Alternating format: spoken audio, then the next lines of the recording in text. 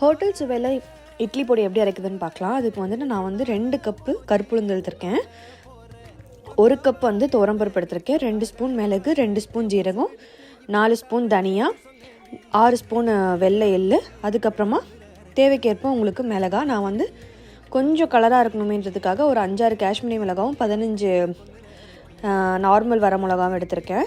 So இந்த மாதிரி எல்லா ஜாமாவையும் தனித்தனியாக நல்லா ப்ரௌனிஷாக வர வரைக்கும் நல்லா வறுத்துருங்க. எள்ளை மட்டும் தனியாக வச்சுக்கோங்க, ஏன்னா எள்ளை வந்து நம்ம கடைசியாக போடணும், இல்லைனா வந்துட்டு உங்களுக்கு எண்ணெய் தட்டிடும் இங்கே பொடி அரைக்கும் போது. ஸோ கருவேப்பிலை லாஸ்ட்டாக ஆட் பண்ணிக்கோங்க. கருவேப்பிலை வந்து நல்லா மொறுமொறுன்னு இதாகணும். ஸோ அந்த எள்ளுலேயே நான் உப்பு அதுக்கப்புறம் பெருங்காயத்தூள் போட்டுக்கிட்டேன். உங்களுக்கு கருவேப்பிலை வந்து நசுக்கி பார்த்தாலும் தெரியும், நல்லா மொறுமொறுன்னு இருக்கும்.